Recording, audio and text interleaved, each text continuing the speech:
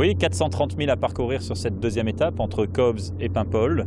On va d'entrée de jeu commencer par une navigation dans le Solent, qui est un bras de mer historique entre l'île de Wight et l'Angleterre, où ils vont rencontrer déjà des grosses difficultés contre le vent, avec du courant fort.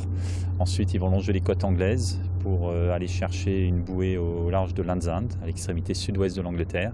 Et puis une traversée de la Manche, qui va s'annoncer aussi assez compliqué à cause du trafic maritime de la veille requise. Et ensuite, on va attaquer la mer d'Iroise, qui est un gros morceau, avec du vent, avec de la mer, avec des courants.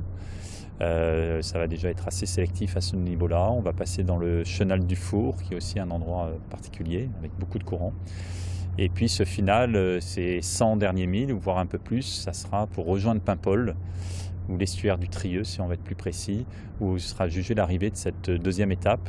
Et la Bretagne Nord, on connaît, c'est beaucoup de cailloux, c'est beaucoup de courants. Il va falloir jouer entre la fatigue, mais aussi tous ces petits coups à jouer.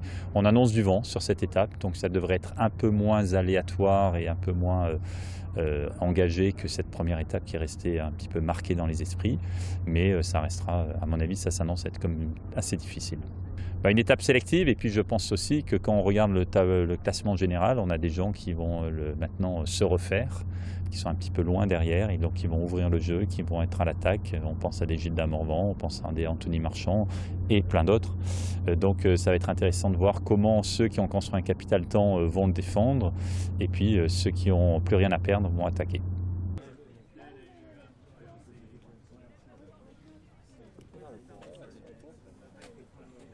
Comme quoi il n'y a pas été à rater son départ, le mec il revient pas.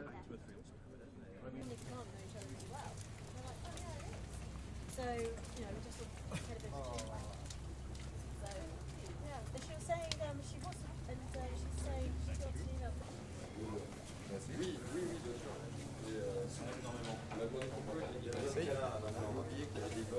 Je propose de passer à la chronologie suivante qui va nous positionner dimanche 12h et lundi 12h.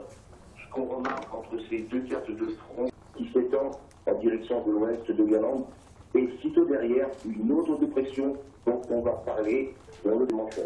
Alors, il y a quand même une incertitude sur la trajectoire exacte et manche d'un nouveau système à l'avant d'une perturbation assez active et un flux de secteur sud-ouest qui sera assez fort. Voilà pour les cartes de front au moment du départ, c'est un peu avant le départ, dimanche 12h. On voit qu'on est dans un fort avant qui apparemment sera descendu jusqu'à 10 nœuds, puis ensuite au niveau des conditions modérées auprès d'avoir un C2. Certes, il y aura de l'humidité, mais on n'aura pas une humidité fortement réduite. On aura...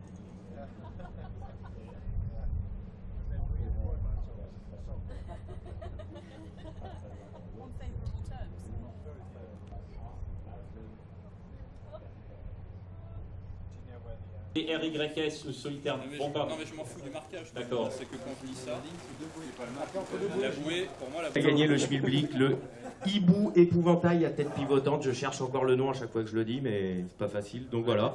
Alors l'avantage, c'est que ça chasse les oiseaux de mauvais augure, donc voilà, tu peux le prendre à bord. Il est pas lourd, en plus, je pense dans la gauche.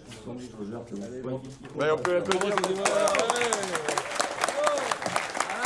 Une question à Jean-Luc Florent.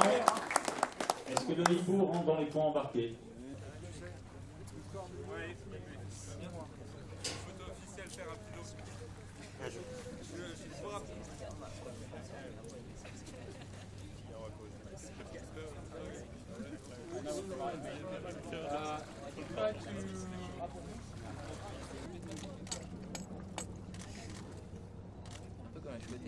Moment d'émotion, on revient dans l'Union européenne, on va réussir à retrouver de la convivialité comme on sait faire chez nous, et avec l'émotion d'avoir vécu Cowes, c'est un vrai paradis, et paradis de la voile, et un super endroit d'ailleurs pour régater. L'arrivée dans les écluses, ça va, je pense, être un moment d'émotion pour les skippers parce que Paimpol, c'est devenu maintenant une vraie ville de voile sportive et qui sait accueillir des ragatiers, qui sait accueillir l'événement maritime. Et on va, j'espère, pouvoir faire profiter de la chaleur humaine et du savoir-faire paimpolais à tous les niveaux.